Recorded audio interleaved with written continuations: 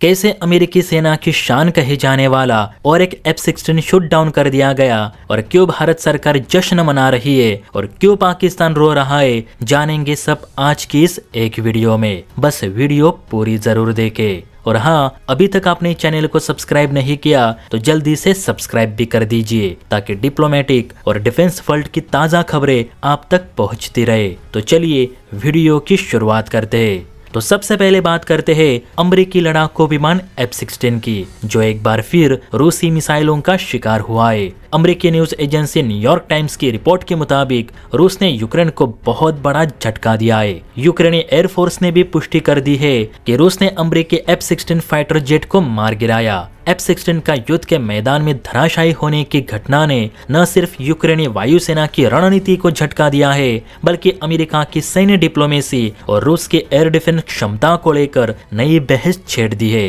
Bulgarian military की report में कहा गया है कि F-16 लड़ाकू विमान को रूसी एयर डिफेंस सिस्टम S-400 ने ही मार गिराया है, जिससे कि यह साबित हो चुका है कि अमेरिकी जेट्स रशियन मिसाइल्स के आगे अभी भी अपने आप को बचाने में असमर्थ है। भले ही डोनाल्ड ट्रंप कितना भी ढोल पीटे, लेकिन रूस अमेरिकी हथियारों को मात दे ही रहा है। आपको बता दूं कि F-16 लड़ाकू विमान नाटो और अमेरिका का सबसे tested multi role fighter jet है। यूक्रेन को इसकी आपूर्ति रूस के खिलाफ एक रणनीतिक बढ़त हासिल करने के लिए दी गई थी। अमेरिका समेत पश्चिमी देशों ने ये सोचा था कि F-16 के आने से यूक्रेनी वायुसेना रूसी Su-35 और Su-34 जैसे विमानों का मुकाबला कर सकेगी, लेकिन युद्ध के मैदान में रूस ने दिखा दिया है कि पश्चिमी देश सिर्फ टेक्नोलॉजी के दम पर युद्ध की दिशा नहीं बदल सकते।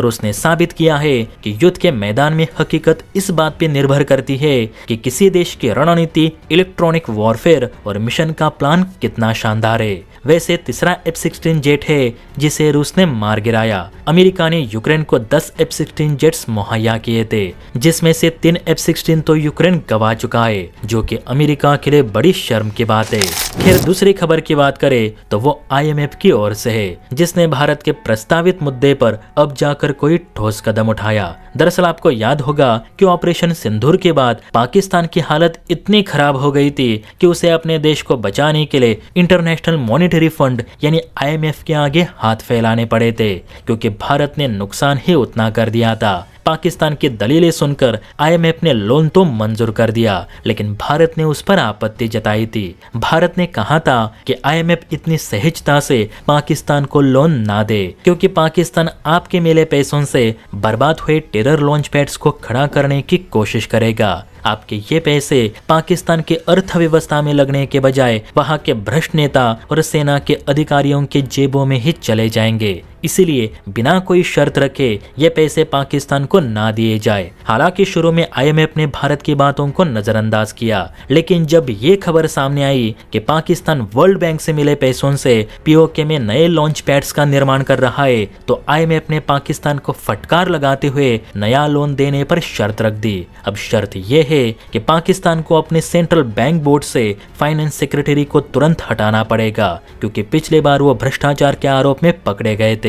दूसरी शर्त ये कि पाकिस्तान को पैसे तो मिलेंगे, लेकिन किश्त में, और किश्त के पैसे कहां खर्च हुए इसकी पूरी जानकारी पाकिस्तान को IMF को देनी होगी, और इसकी जांच पड़ताल खुद हमारे टीम के मेंबर्स करेंगे। अगर ऐसा नहीं होता तो पाकिस्तान को आगे की किश्त नहीं दी जाएंगी। आपको बता दूं कि पाकिस्तान को $7 बिलियन का पैकेज मंजूर हुआ है, जो 7 किश्तों में मिलेगा, लेकिन भारत की आपत्ति की वजह से ये पैसे कड़ी शर्तों के साथ पाकिस्तान को IMF देने जा रहा है, ताकि पाकिस्तान इनका दुरुपयोग न कर सके। और ये भारत के लिए किसी जश्न से कम नहीं कि IMF का पैसा अब आतंकवाद पे खर्च नहीं होगा। हालांकि पाकिस्तान सुधरेगा नहीं, लेकिन गड़बड़ की तो पाकिस्तान को आगे की किश्त मिलना बंद हो जाएंगी, ये पक्का है। बाकी इस पर आपकी क्या राय है, नीचे कमेंट करके जरूर बताइए। और हाँ, वीडियो अच्छी लगी हो तो बेल आइकन प्रेस करके चैनल को लाइक एंड सब्सक्राइब जरूर करें। जय हिंद।